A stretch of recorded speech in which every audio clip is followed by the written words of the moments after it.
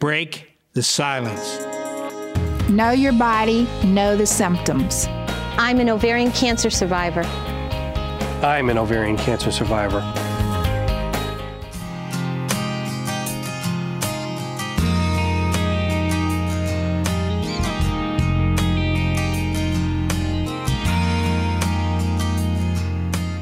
Bloating, fatigue, Back pain, stomach pain, weight loss, weight gain, distension, Constant constipation. abnormal bleeding. There is no accurate screening test.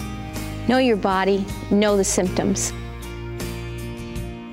I had just been to my GYN for my yearly exam and everything was okay. And within 2 weeks, the bloating began and the bleeding, and it was kind of hard to believe that within 4 weeks that I'd have a 17-centimeter tumor that was missed.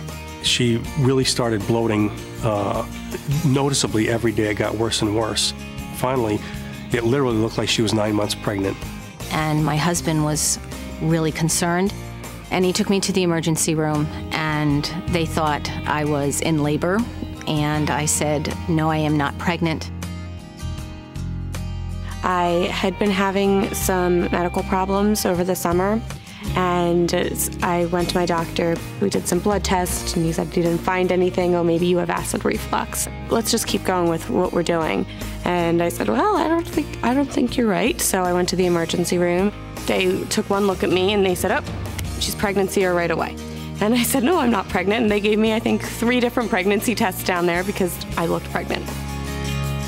The doctor came in and said, oh, there are some days I love my job and some days I hate my job. And today's one of those days that I hate my job because I have to tell you that we found a large mass on each of your ovaries. So it's probably cancer.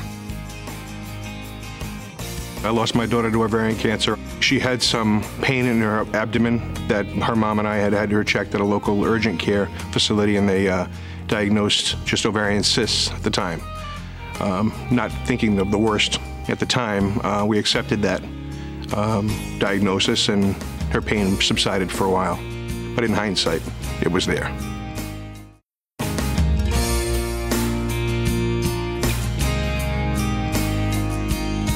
I am an ovarian cancer survivor.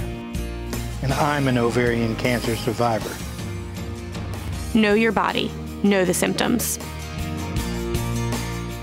Now we're finding that it's not just a disease that hits older women, because at one time it was only, 60 and over. Mom called me and said, you need to go to the emergency room now. And she had actually said in the very beginning, she said, oh, it could be ovarian cancer. And I said, Mom, you're ridiculous. I'm 24 years old. I do not have ovarian cancer. And unfortunately, she was right. I was diagnosed stage 3B. We didn't know anything about ovarian cancer. When Jessie was diagnosed, she actually graduated high school the summer before she was diagnosed. She was diagnosed in October, and she had graduated in June. I'm finding out that more and more African American women are being diagnosed with ovarian cancer, and they're being diagnosed at late stages simply because of the miseducation.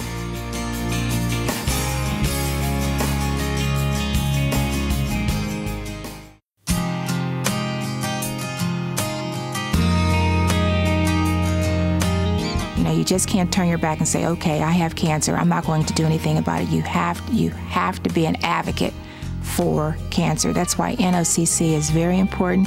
It's very important that we raise as much money as we possibly can. They still don't have a definitive diagnosis or say a blood test or that sort of a thing that totally will tell you yes or no. So we have to depend on educating women and men, because it's important for men as well. Even physicians, as good as they are, miss this all the time. Ask questions. I always make a habit. Every time I go to the doctor's office, I have to write down everything I even think I want to ask the doctor. And it's also very important to take someone with you. Then they can really take in that information more so than you, because you have so much on your mind as a cancer patient.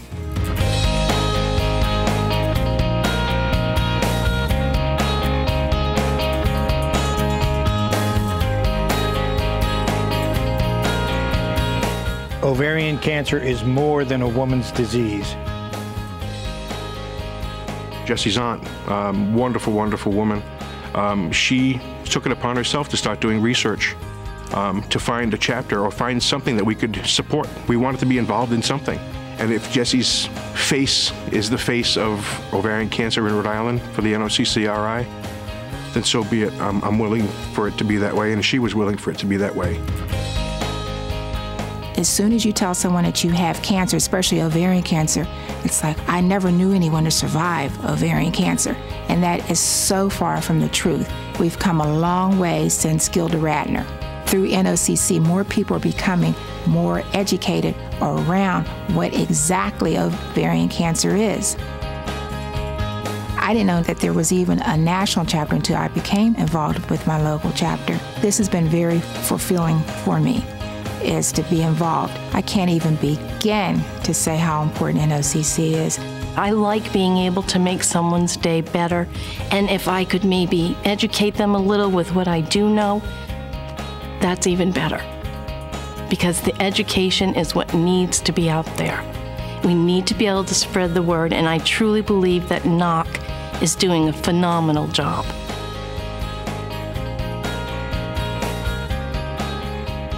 It affects everyone, not just the person who has it, but everyone who's involved with it.